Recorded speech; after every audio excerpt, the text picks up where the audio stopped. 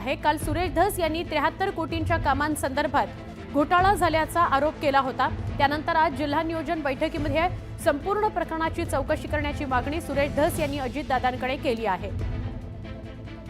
73 कोटींच्या घोटाळ्याचा आरोप सुरेश धस यांनी केलाय। त्या संदर्भात काही पुरावे आमच्याकडे आहेत आणि ते आम्ही तुम्हाला पेनड्राईव्हच्या माध्यमातून देतो असं सुरेश धस म्हणालेले होते। आमचे प्रतिनिधी सुरेश जाधव यांच्याशी बोलूया। सुरेश, काय अधिक माहिती या बैठकी संदर्भातली? बीड जिल्हा नियोजनची बैठक पार पडलेली आहे। या बैठकीमध्ये प्रामुख्याने पहिल्यांदा अजितदादा पालकमंत्री झाल्यानंतर त्यांच्या अध्यक्षतेखाली बैठक पार पडली। यामध्ये पंकजा मुंडे, धनंजय मुंडे हे देखील उपस्थित होते। खासदार बजरंग सोनवणे यांची देखील उपस्थित होती। यावेळी सुरेश धस यांनी बैठकीच्या आदल्या दिवशीच एक कागदपत्र आणि घोटाळ्याच्या संदर्भामध्ये सुरुवात केली होती। कागदपत्र तशी माध्यमांना देखील दिली होती आणि त्याच कागदपत्राच्या आधारे परळी मतदारसंघामध्ये जी कामं झालेली आहेत ती बोगस झालेली आहेत। त्यामध्ये प्रामुख्याने 73 कोटी रुपये हे कशा पद्धतीने उचलले हे देखील सुरेश धस यांनी काल माध्यमांना सांगितलं होतं। तर आज त्याच संदर्भामध्ये सुरेश धस यांनी अजितदादांकडे देखील मागणी केली आहे। ज्या पद्धतीने बोगस बिलं उचलली गेली, अधिकाऱ्याला हाताशी धरून बोगस बिलं उचलली गेली, त्या संपूर्ण प्रकरणाची चौकशी झाली पाहिजे आणि जी उचलली गेलेली बिलं आहेत ती देखील परत वसूल करावीत अशी मागणी देखील सुरेश धस यांनी केली। तर आपण पाहिलं तर पंकजा मुंडे, धनंजय मुंडे व्यासपीठावर असताना एकूण परळी मतदारसंघातल्या ज्या पद्धतीने बोगस कामं झाली त्या कामाच्या संदर्भामध्ये सुरेश धस यांनी अजितदादांच्या समोर अक्षरशः पाढा वाचलेला आहे। ज्या तक्रारी होत्या, ज्या पद्धतीने कामं झाली त्याचा देखील पाढा वाचला। तसेच मागच्या ज्या जिल्हा नियोजनच्या बैठका होत्या त्यामध्ये कशा पद्धतीने आष्टी आणि इतर जे मतदारसंघ आहेत परळी वगळता त्यांच्यावरती कुठला अन्याय झाला, निधी वाटप करत असताना कशा पद्धतीने भेदभाव केला, या सगळ्या गोष्टीच्या संदर्भामध्ये सुरेश धस यांनी अजितदादांकडे आज मागणी केलेली आहे आणि समान पद्धतीने प्रत्येक मतदारसंघाला निधी मिळावा। सुरेश धस पुरावे देणार होते, ते दिले गेले का? सुरेश धसांनी आता निवेदन ज्यावेळेस त्यांना बैठकीमध्ये बोलण्याची संधी मिळाली त्यावेळेस त्यांनी बैठकीमध्ये हे सगळे मुद्दे तर मांडले।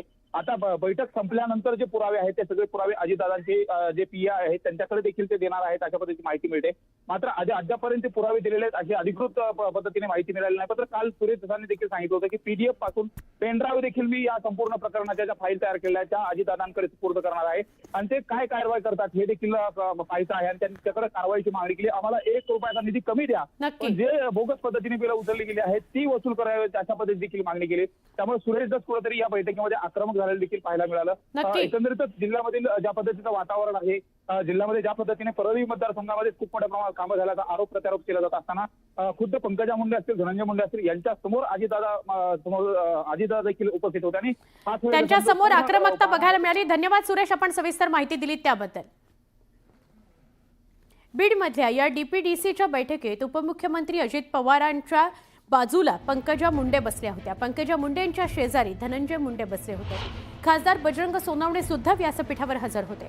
काँग्रेसच्या राज्यसभा खासदार रजनीताई पाटील यांची सुद्धा या बैठकीला उपस्थिती होती।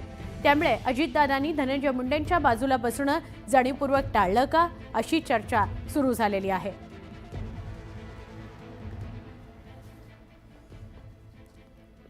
पालक आहे तर कोट्यावधींच्या बोगस कामांचा ऑडिट करा, बोगस दिलेली बिलं परत वसूल करा अशी मागणी सुरेश धस यांनी अजितदादांकडे केली आहे। काल सुरेश धस यांनी 73 कोटीच्या कामासंदर्भात घोटाळा झाल्याचा आरोप केला होता। त्यानंतर आज जिल्हा नियोजन बैठकीमध्ये संपूर्ण प्रकरणाची चौकशी करण्याची मागणी सुरेश धस यांनी अजित पवारांकडे केली आहे। आणि या विषयी अधिक माहितीसाठी आपले प्रतिनिधी सुरेश जाधव हे आपल्यासोबत जोडले गेले आहेत बीडमधून। सुरेश, काय सांगाल? सुरेश धस हे आता वेगवेगळी प्रकरणं समोर आणताना दिसतात आणि बीड जिल्ह्याचे पालकमंत्री अजितदादांकडे आता त्यांनी ऑडिट करण्याची मागणी केली आहे। परळीमध्ये जी काही बोगस कामं झाली आहेत त्याची नेमकं काय म्हणताय सुरेश धस? बीड जिल्हा नियोजन समितीमध्ये निमंत्रित सदस्य म्हणून सुरेश धस त्या ठिकाणी उपस्थित आहेत। काल सुरेश धस यांनी 73 कोटीचा जो बोगस बिलं उचलली होती त्या संदर्भातली कागदपत्र माध्यमांना दिली होती आणि त्याच वेळी सांगत असताना मी अजितदादांकडे देखील ही कागदपत्र देणार आहे। विशेष म्हणजे या संदर्भातलं पेनड्राईव्ह आणि पीडीएफच्या कॉप्या आहेत त्या सगळ्या मी अजितदादांना देणार असं देखील काल माध्यमाला सांगितलं होतं। आणि आज ज्यावेळेस सुरेश धस या संपूर्ण जिल्हा नियोजन समितीमध्ये बोलण्यासाठी उठल्यानंतर त्यांनी संपूर्ण जो काही तक्रारीचा पाढा आहे तो वाचायला सुरुवात केली। विशेष म्हणजे परळी मतदारसंघामध्ये ज्या पद्धतीने बोगस कामं झाली, त्याचबरोबर इथून पाठीमागाच्या ज्या डीपीडीसी होत्या, जिल्हा नियोजन समितीच्या बैठका होत्या, त्यामध्ये जो निधी सगळ्यात जास्त निधी हा परळी मतदारसंघामध्ये गेला आणि इतर जे काही तालुके आहेत ते देखील त्या ठिकाणी वंचित राहिले। तर तो मुद्दा देखील अजितदादांच्या समोर मांडलेला आहे आणि विशेष म्हणजे जी कामं आतापर्यंत झालेली नाहीत, जी बोगस बिलं उचलली गेली, ज्यामध्ये कोणी अधिकारी दोषी असतील तर ती सगळी कामाची जी बिलं आहेत ती परत वसूल करण्यात यावी अशी मागणी देखील सुरेश धस यांनी केली। त्यामुळे एकंदरीत जर बघितलं तर धनंजय मुंडे देखील त्या बैठकीमध्ये उपस्थित आहेत, पंकजा मुंडे देखील उपस्थित आहेत। त्यामुळे प्रामुख्याने परळी मतदारसंघ आणि त्या विभागामध्ये जी काही कामं झालेली होती त्या कामावरती बोट ठेवत सुरेश धस यांनी पुन्हा एकदा निशाणा साधलेला आहे। आणि विशेष म्हणजे ज्या घोटाळ्याच्या कामाच्या संदर्भातली जी फाईल आहे ती धस हे आता अजित पवार यांच्याकडे देणार आहे। त्यामुळे नेमकं यावरती काय कारवाई होते, जर बोगस बिले आणि बोगस तशा पद्धतीची कामं झाली असतील तर अजितदादा त्या संदर्भामध्ये कुठली ऍक्शन घेतात हे देखील पाहणं महत्त्वाचं आहे। ज्या पद्धतीने अजितदादा यांनी सुरुवातीलाच आल्याबरोबर कार्यकर्ते संवाद साधत असताना कुठलंही बोगसपणा खपवून घेतलं जाणार नाही, कुठलंही चुकीचं काम केलं असेल तर त्याला पाठीशी घातलं जाणार नाही असं देखील सांगितलेलं आहे। त्यामुळे आता नेमकं यावरती काय कारवाई होणार आणि कशा पद्धतीने अजितदादा ऍक्शन घेणार हे देखील पाहणं महत्त्वाचं आहे। निश्चितच सुरेश, एक गोष्ट लक्षात घ्यावी लागेल ती म्हणजे परळी हा मतदारसंघ आहे धनंजय मुंडेंचा, त्यामुळे पुन्हा एकदा धनंजय मुंडेंनाच कात्रीत पकडण्याचा प्रयत्न सुरेश धस यांचा दिसतोय। पुढे नेमकं काय होणार ते बघावं लागेल। धन्यवाद तुम्ही दिलेल्या या सविस्तर माहितीसाठी। प्रत्येकाने आपल्या जबाबदाऱ्या नेटानं पार पाडा। जिल्हा नियोजन बैठकीमध्ये अजित पवारांनी या सूचना केलेल्या आहेत। नागरी समस्या सुरक्षेबाबत अधिकाऱ्यांना सूचना करण्यात आलेल्या आहेत। विकासाच्या दृष्टीनं आता मार्गक्रमण करा आणि विकासाच्या दृष्टीनंच आता कामं झाली पाहिजेत, वेगानं कामं झाली पाहिजेत असंही अजित पवारांनी DPDCच्या बैठकीमध्ये स्पष्ट केलेलं आहे। त्यांच्या बाजूला बसलेल्या होत्या पंकजा मुंडे, व्यासपीठावर त्यांच्या बाजूला बसले होते। पंकजांच्या बाजूला धनंजय मुंडे आणि बजरंग सोनवणे सुद्धा व्यासपीठावर होते। महत्त्वाची बातमी आहे, आज उपमुख्यमंत्री अजित पवार बीडमध्ये होते। पालकमंत्री झाल्यावरही त्यांची पहिलीच बीडचा दौरा होता, पहिलीच भेट होती बीडची आणि त्यामध्ये सगळ्यात आधी तर त्यांनी राष्ट्रवादी काँग्रेसच्या नेते पदाधिकाऱ्यांशी संवाद साधला, त्यांची चांगली झाडाझडती घेतली आणि त्यानंतर DPDCच्या बैठकीला ते उपस्थित होते। आता ही बैठक संपलेली आहे। आमचे प्रतिनिधी सुरेश जाधव यांच्याकडून माहिती घेऊया। सुरेश, DPDCची बैठक संपलेली आहे, अनेकांना सूचना केलेल्या आहेत उपमुख्यमंत्री आणि पालकमंत्री अजित पवार यांनी, काय सांगाल? तब्बल 8:30 वाजता अजितदादा हे जिल्हाधिकारी कार्यालयामध्ये गेले होते। DPDCची बैठक घेण्या अगोदर त्यांनी जे अधिकारी होते, प्रमुख जिल्ह्यातील अधिकारी, त्यांची देखील बैठक घेतली होती। त्यानंतर 10 वाजता DPDCची बैठक झाली। तब्बल 2 तास ही बैठक चालली आणि 2 तासाच्या बैठकीमध्ये जिल्ह्यातील आतापर्यंत झालेल्या कामाचा आढावा, त्याचबरोबर प्रस्तावित असलेले काम आणि नवीन 2026-27चा जो काही नियोजनचा आराखडा आहे त्या संदर्भात देखील चर्चा झाली।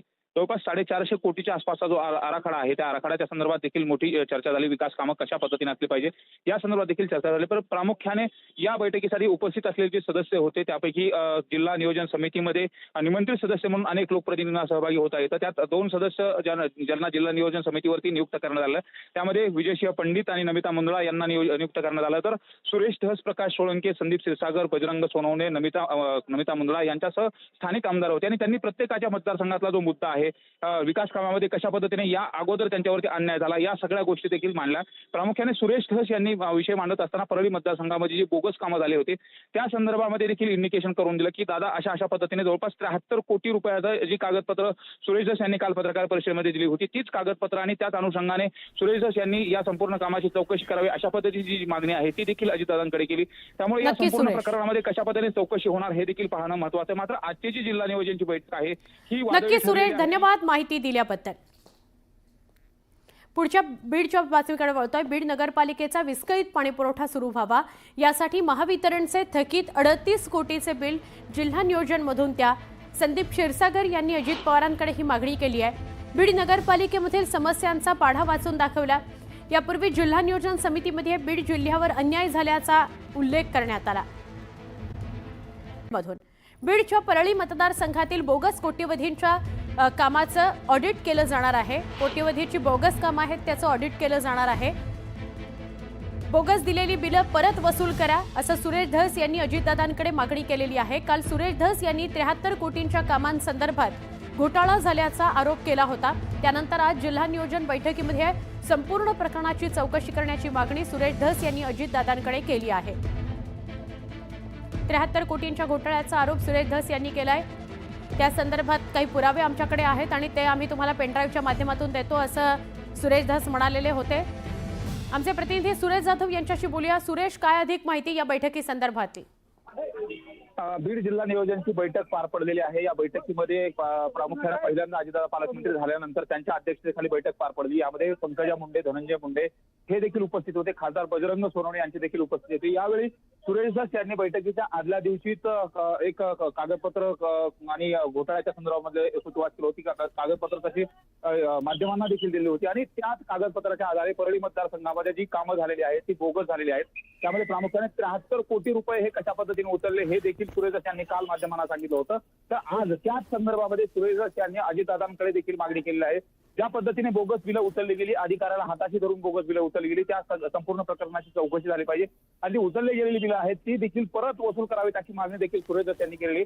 तर आपण पाहिलं तर पंकजा मुंडे धनंजय मुंडे व्यासपीठावर असताना एकूण परळी मतदारसंघातल्या ज्या पद्धतीने बोगस कामं झाली त्या कामाच्या संदर्भामध्ये सुरेश धस यांनी अजितदादांच्या समोर अक्षरशः पाढा वाचलेला आहे. ज्या तक्रारी होत्या, ज्या पद्धतीने कामं झाली त्याचा देखील पाढा वाचला. तसेच मागच्या ज्या जिल्हा नियोजनच्या बैठका होत्या त्यामध्ये कशा पद्धतीने आष्टी आणि इतर जे मतदारसंघ आहेत परळी वगळता त्यांच्यावरती कुठला अन्याय झाला, निधी वाटप करत असताना कशा पद्धतीने भेदभाव केला, या सगळ्या गोष्टीच्या संदर्भामध्ये सुरेश धस यांनी अजितदादांकडे आज मागणी केलेली आहे आणि समान पद्धतीने प्रत्येक मतदारसंघाला निधी मिळावा नाही, अशी मागणी सुरेश देखील पण- केली. त्यामुळे एकंदरीत सुरेश धस पुरावे देणार होते, ते दिले गेले का? सुरेश धसांनी आता निवेदन ज्यावेळेस त्यांना बैठकीमध्ये बोलण्याची संधी मिळाली त्यावेळेस त्यांनी बैठकीमध्ये हे सगळे मुद्दे तर मांडले. आता बैठक संपल्यानंतर जे पुरावे आहेत ते सगळे पुरावे अजितदादांचे जे पीए आहेत त्यांच्याकडे देखील ते देणार आहेत अशा पद्धतीची माहिती मिळते. मात्र अद्यापर्यंत ते पुरावे दिलेले आहेत अशी अधिकृत पद्धतीने माहिती मिळाली नाही. मात्र काल सुरेश धसांनी देखील सांगितलं होतं की पीडीएफ पासून पेनड्राईव्ह देखील मी या संपूर्ण प्रकरणाच्या ज्या फाईल तयार केलेल्या आहेत त्या अजितदादांकडे सुपूर्द करणार आहे आणि ते काय कारवाई करतात हे देखील पाहायचं आहे आणि त्यांच्याकडे कारवाईची मागणी केली. आम्हाला 1 रुपयाचा निधी कमी द्या, पण जे बोगस पद्धतीने बिलं उचलली गेली आहेत ती वसूल करावी अशा पद्धती देखील मागणी केली. त्यामुळे सुरेश धस कुठेतरी या बैठकीमध्ये आक्रमक झालेलं देखील पाहायला मिळालं. एकंदरीतच जिल्ह्यामधील ज्या पद्धतीचं वातावरण आहे, जिल्ह्यामध्ये ज्या पद्धतीने परळी मतदारसंघामध्ये खूप मोठ्या प्रमाणात कामं झाल्याचा आरोप प्रत्यारोप केला जात असताना खुद्द पंकजा मुंडे असतील, धनंजय मुंडे असतील यांच्या समोर अजितदादा देखील उपस्थित होते आणि त्यांच्या समोर आक्रमकता बघायला मिळाली. धन्यवाद सुरेश, आपण सविस्तर माहिती दिली त्याबद्दल. बीडमधल्या या डीपीडीसीच्या बैठकीत उपमुख्यमंत्री अजित पवारांच्या बाजूला पंकजा मुंडे बसल्या होत्या. पंकजा मुंडेंच्या शेजारी धनंजय मुंडे बसले होते. खासदार बजरंग सोनवणे सुद्धा व्यासपीठावर हजर होते. काँग्रेसच्या राज्यसभा खासदार रजनीताई पाटील यांची सुद्धा या बैठकीला उपस्थिती होती. त्यामुळे अजितदादांनी धनंजय मुंडेंच्या बाजूला बसणं जाणीवपूर्वक टाळलं का, अशी चर्चा सुरू झालेली आहे.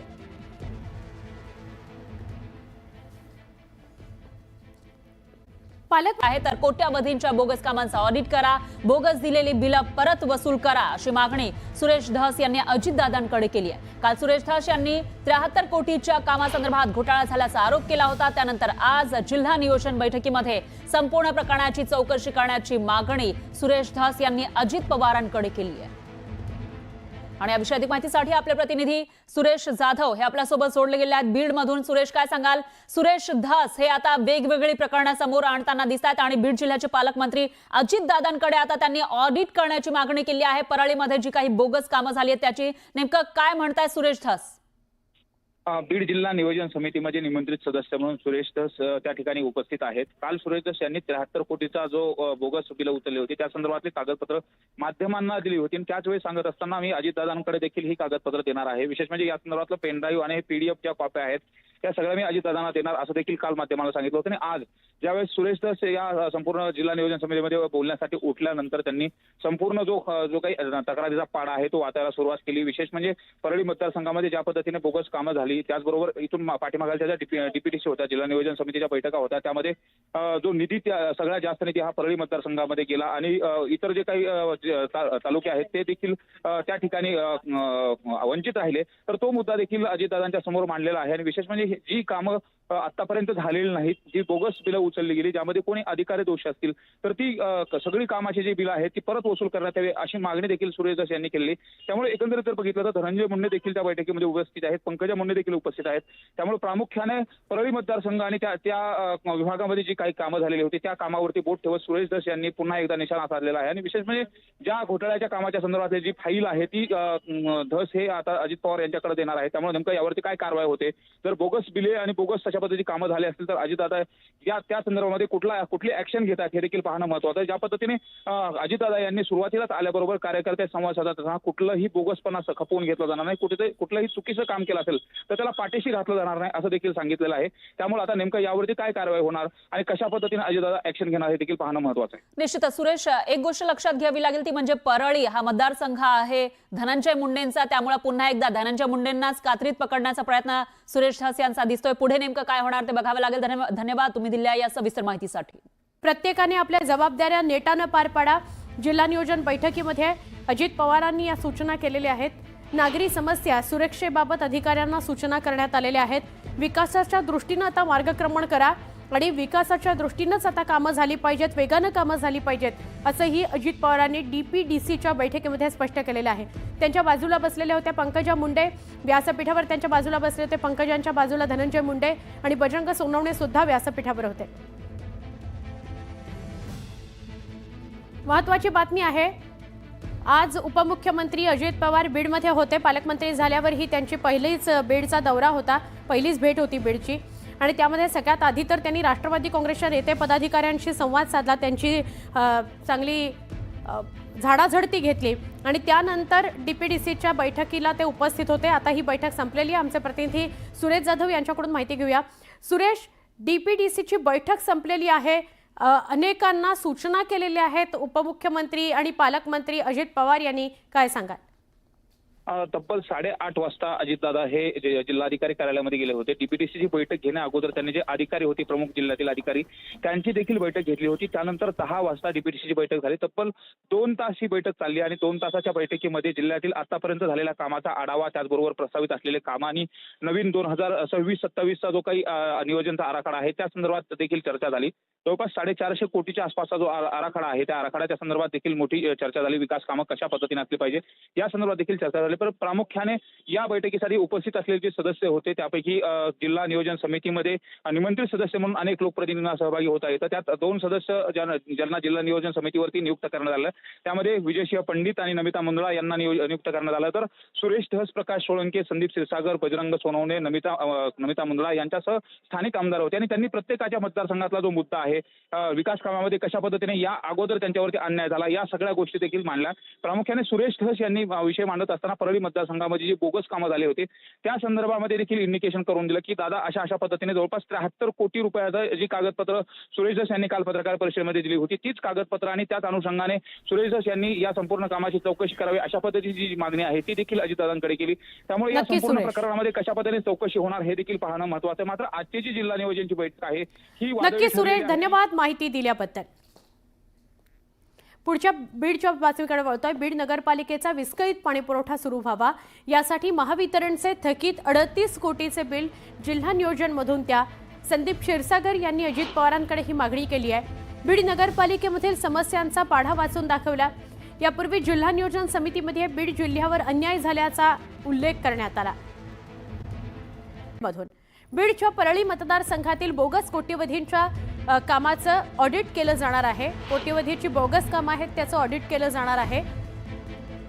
बोगस दिलेली बिलं परत वसूल करा असं सुरेश धस यांनी अजितदादांकडे मागणी केलेली आहे. काल सुरेश धस यांनी 73 कोटींच्या कामांसंदर्भात घोटाळा झाल्याचा आरोप केला होता. त्यानंतर आज जिल्हा नियोजन बैठकीमध्ये संपूर्ण प्रकरणाची चौकशी करण्याची मागणी सुरेश धस यांनी अजितदादांकडे केली आहे. 73 कोटींच्या घोटाळ्याचा आरोप सुरेश धस यांनी केलाय. त्या संदर्भात काही पुरावे आमच्याकडे आहेत आणि ते आम्ही तुम्हाला पेनड्राईव्हच्या माध्यमातून देतो असं सुरेश धस म्हणालेले होते. आमचे प्रतिनिधी सुरेश जाधव यांच्याशी बोलूया. सुरेश, काय अधिक माहिती या बैठकी संदर्भातली? बीड जिल्हा नियोजनची बैठक पार पडलेली आहे. या बैठकीमध्ये प्रामुख्याने पहिल्यांदा अजितदादा पालकमंत्री झाल्यानंतर त्यांच्या अध्यक्षतेखाली बैठक पार पडली. यामध्ये पंकजा मुंडे, धनंजय मुंडे हे देखील उपस्थित होते. खासदार बजरंग सोनवणे यांची देखील उपस्थिती होती. यावेळी सुरेश धस यांनी बैठकीच्या आदल्या दिवशीच एक कागदपत्र आणि घोटाळ्याच्या संदर्भामध्ये सुरुवात केली होती. कागदपत्र तशी माध्यमांना देखील दिली होती आणि त्याच कागदपत्राच्या आधारे परळी मतदारसंघामध्ये जी कामं झालेली आहेत ती बोगस झालेली आहेत. त्यामध्ये प्रामुख्याने 73 कोटी रुपये हे कशा पद्धतीने उचलले हे देखील सुरेश धस यांनी काल माध्यमांना सांगितलं होतं. तर आज त्याच संदर्भामध्ये सुरेश धस यांनी अजितदादांकडे देखील मागणी केलेली आहे. ज्या पद्धतीने बोगस बिलं उचलली गेली, अधिकाऱ्याला हाताशी धरून बोगस बिलं उचलली गेली, त्या संपूर्ण प्रकरणाची चौकशी झाली पाहिजे आणि जी उचलली गेलेली बिलं आहेत ती देखील परत वसूल करावीत अशी मागणी देखील सुरेश धस यांनी केलेली। तर आपण पाहिलं तर पंकजा मुंडे धनंजय मुंडे व्यासपीठावर असताना एकूण परळी मतदारसंघातल्या ज्या पद्धतीने बोगस कामं झाली त्या कामाच्या संदर्भामध्ये सुरेश धस यांनी अजितदादांच्या समोर अक्षरशः पाढा वाचलेला आहे। ज्या तक्रारी होत्या, ज्या पद्धतीने कामं झाली त्याचा देखील पाढा वाचला। तसेच मागच्या ज्या जिल्हा नियोजनच्या बैठका होत्या त्यामध्ये कशा पद्धतीने आष्टी आणि इतर जे मतदारसंघ आहेत परळी वगळता त्यांच्यावरती कुठला अन्याय झाला, निधी वाटप करत असताना कशा पद्धतीने भेदभाव केला, या सगळ्या गोष्टीच्या संदर्भामध्ये सुरेश धस यांनी अजितदादांकडे आज मागणी केलेली आहे आणि समान पद्धतीने प्रत्येक मतदारसंघाला निधी मिळावा नाही, अशी मागणी सुरेश देखील पण केली। त्यामुळे एकंदरीत सुरेश धस पुरावे देणार होते, ते दिले गेले का? सुरेश धसांनी आता निवेदन ज्यावेळेस त्यांना बैठकीमध्ये बोलण्याची संधी मिळाली त्यावेळेस त्यांनी बैठकीमध्ये हे सगळे मुद्दे तर मांडले। आता बैठक संपल्यानंतर जे पुरावे आहेत ते सगळे पुरावे अजितदादांचे जे पीए आहेत त्यांच्याकडे देखील ते देणार आहेत अशा पद्धतीची माहिती मिळते। मात्र अद्यापर्यंत पुरावे दिलेले आहेत अशी अधिकृत पद्धतीने माहिती मिळाली नाही। मात्र काल सुरेश धसांनी देखील सांगितलं होतं की पीडीएफ पासून पेनड्राईव्ह देखील मी या संपूर्ण प्रकरणाच्या ज्या फाईल तयार केल्या त्या अजितदादांकडे सुपूर्द करणार आहे आणि ते काय कारवाई करतात हे देखील पाहायचं आहे आणि त्यांच्याकडे कारवाईची मागणी केली। आम्हाला 1 रुपयाचा निधी कमी द्या, पण जे बोगस पद्धतीने बिलं उचलली गेली आहेत ती वसूल करावी अशा पद्धतीने देखील मागणी केली। त्यामुळे सुरेश धस कुठेतरी या बैठकीमध्ये आक्रमक झालेलं देखील पाहायला मिळालं। एकंदरीतच जिल्ह्यामधील ज्या पद्धतीचं वातावरण आहे, जिल्ह्यामध्ये ज्या पद्धतीने परळी मतदारसंघामध्ये खूप मोठ्या प्रमाणात कामं झाल्याचा आरोप प्रत्यारोप केला जात असताना खुद्द पंकजा मुंडे असतील, धनंजय मुंडे असतील यांच्या समोर अजितदादा देखील उपस्थित होते आणि त्यांच्या समोर आक्रमकता बघायला मिळाली। धन्यवाद सुरेश, आपण सविस्तर माहिती दिलीत त्याबद्दल। बीडमधल्या या डीपीडीसीच्या बैठकीत उपमुख्यमंत्री अजित पवारांच्या बाजूला पंकजा मुंडे बसल्या होत्या। पंकजा मुंडेंच्या शेजारी धनंजय मुंडे बसले होते। खासदार बजरंग सोनवणे सुद्धा व्यासपीठावर हजर होते। काँग्रेसच्या राज्यसभा खासदार रजनीताई पाटील यांची सुद्धा या बैठकीला उपस्थिती होती। त्यामुळे अजितदादांनी धनंजय मुंडेंच्या बाजूला बसणं जाणीवपूर्वक टाळलं का, अशी चर्चा सुरू झालेली आहे।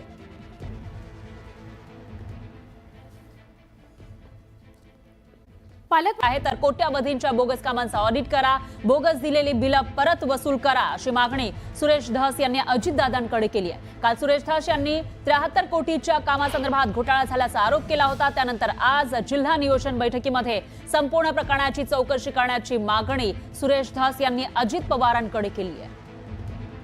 आणि या विषयी अधिक माहितीसाठी आपले प्रतिनिधी सुरेश जाधव हे आपल्यासोबत जोडले गेले आहेत बीडमधून। सुरेश, काय सांगाल? सुरेश धस हे आता वेगवेगळी प्रकरणं समोर आणताना दिसतात आणि बीड जिल्ह्याचे पालकमंत्री अजितदादांकडे आता त्यांनी ऑडिट करण्याची मागणी केली आहे। परळीमध्ये जी काही बोगस कामं झाली आहेत त्याची नेमकं काय म्हणताय सुरेश धस?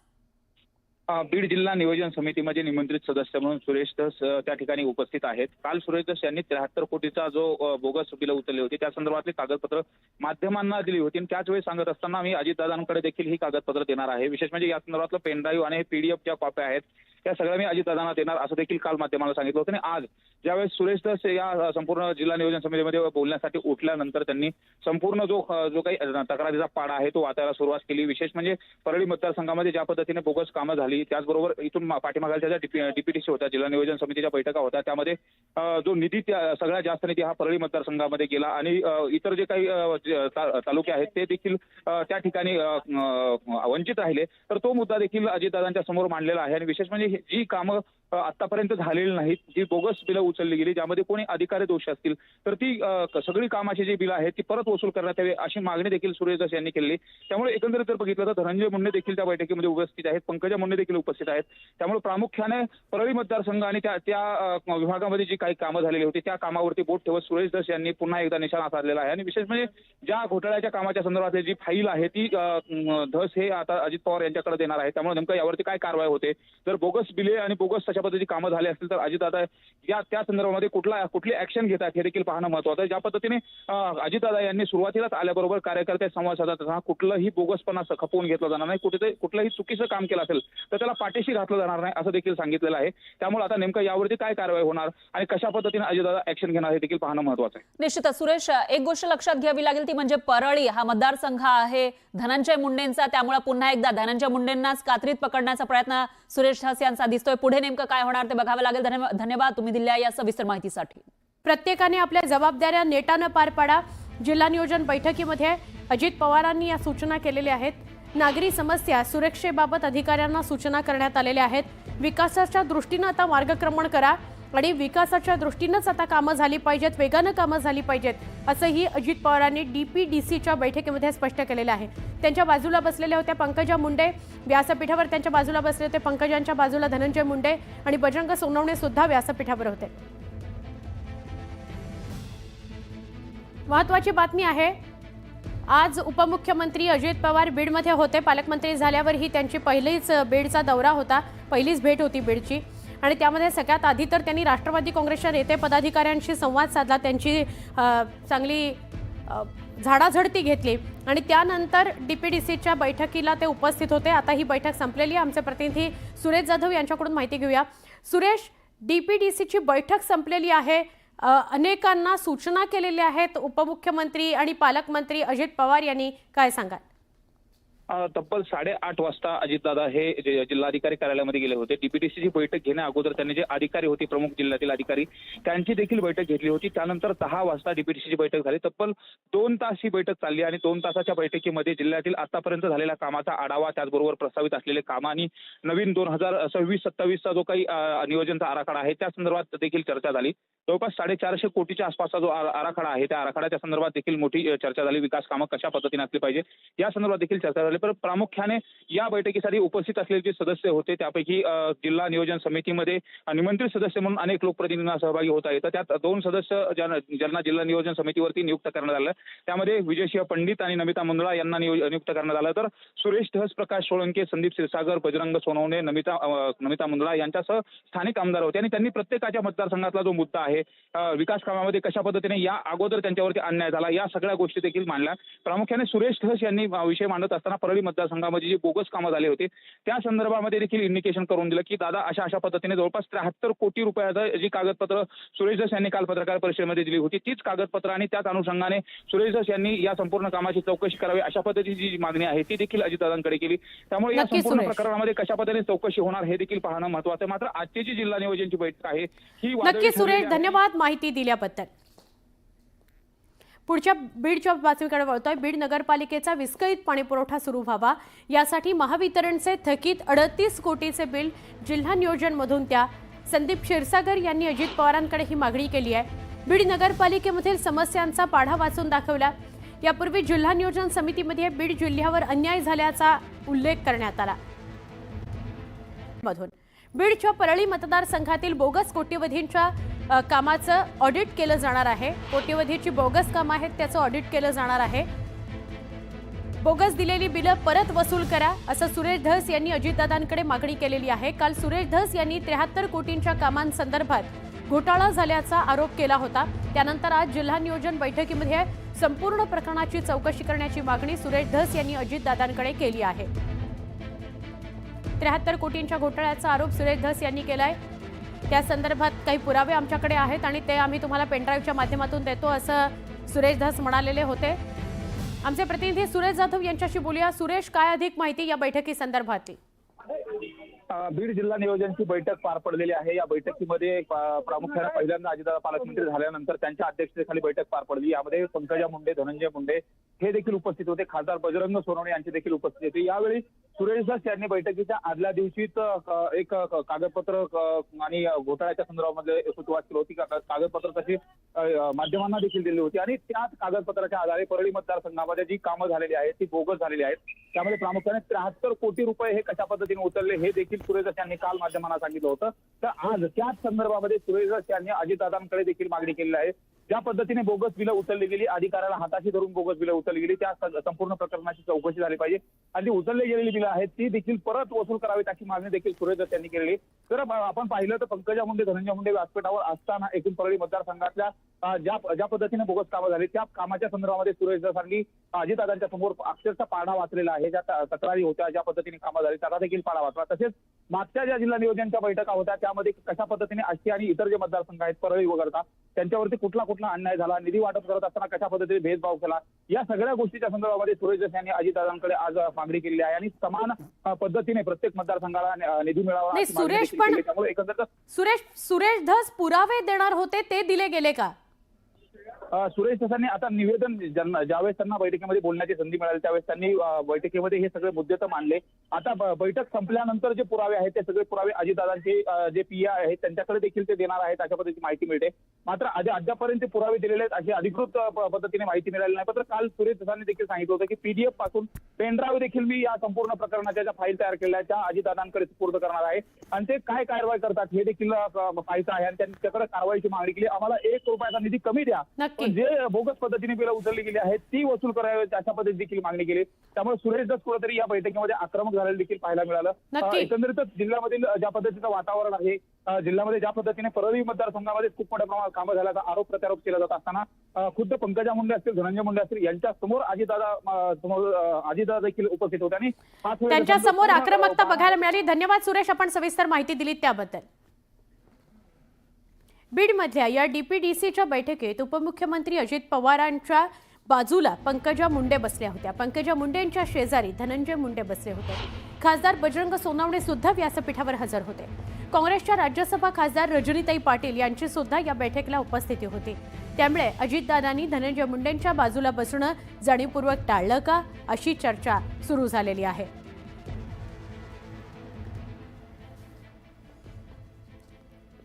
पालक आहे तर कोट्यावधींच्या बोगस कामांचा ऑडिट करा, बोगस दिलेली बिलं परत